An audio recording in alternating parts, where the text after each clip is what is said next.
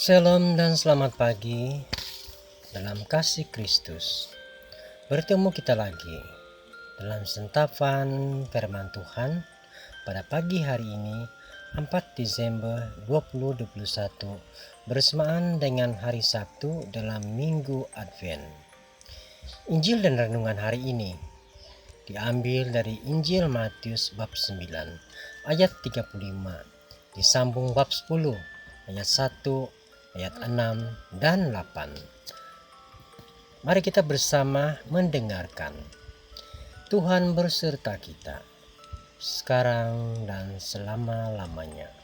Inilah Injil Yesus Kristus menurut Matius. Dimuliakanlah Tuhan. Demikianlah Yesus berkeliling ke semua kota dan desa. Ia mengajar dalam rumah-rumah ibadat dan memberitakan Injil Kerajaan Syurga, serta melenyapkan segala penyakit dan kelemahan. Melihat orang banyak itu, tergeraklah hati Yesus oleh belas kasihan kepada mereka, karena mereka lelah dan terlentar seperti domba yang tidak bergembala. Maka katanya kepada murid-muridnya, "Tuayan memang banyak, tetapi pekerja sedikit. Karena itu, mintalah kepada Tuhan empunya tuayan, supaya ia mengirimkan pekerja-pekerja untuk tuayan itu." Yesus memanggil ke-12 muridnya dan memberikan kuasa kepada mereka untuk mengusir roh-roh jahat dan untuk melenyapkan segala penyakit dan segala kelemahan. Pergilah kepada domba-domba yang hilang dari umat Israel. Pergilah dan beritakanlah, kerajaan syurga sudah dekat. Sembuhkanlah orang sakit, bangkitkanlah orang mati, tahirkanlah orang kusta, usirlah setan-setan. Kamu telah memperolehinya dengan cuma-cuma, karena itu berikanlah pula dengan cuma-cuma. Demikianlah Injil Tuhan. Terpujilah Kristus. Saudara-saudari yang terkasih dalam Kristus, Yesus melakukan segala hal untuk memberi kasih Tuhan kepada manusia. Membagi kasih merupakan satu usaha besar yang melibatkan banyak orang pilihan. Orang yang dipilih untuk usaha kasih adalah mereka yang mempunyai hati seperti Yesus sendiri, yakni yang tergerak oleh belas kasihan. Tuhan memberikan kepada kita semua kemampuan untuk mengasihi. Sayangnya, tidak banyak yang menyadari anugerah yang agung itu, sehingga usaha kasih Tuhan selalu kekurangan tenaga.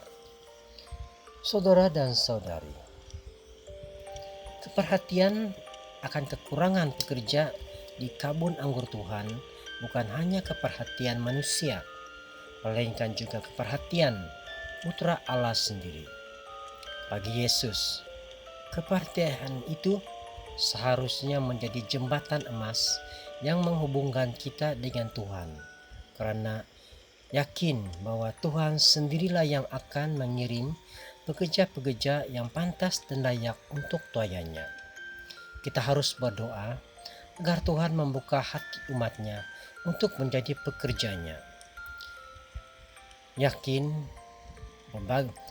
pembagi kasih dan penyebar rahmat. Berdoalah senantiasa. Pastilah Tuhan akan mengasihani engkau apabila engkau berseru-seru. Begitu mendengar teriakanmu, Ia akan menjawab.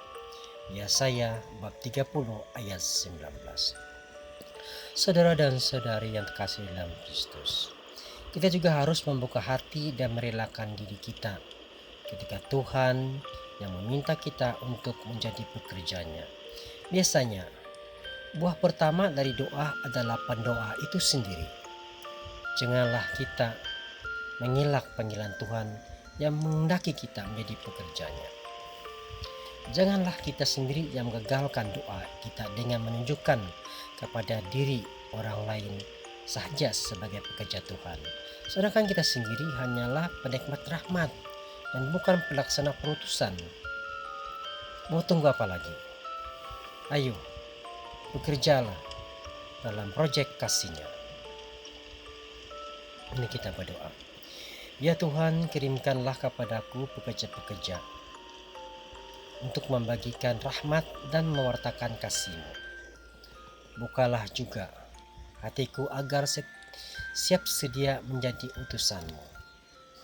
Amin. Tuhan memberkati.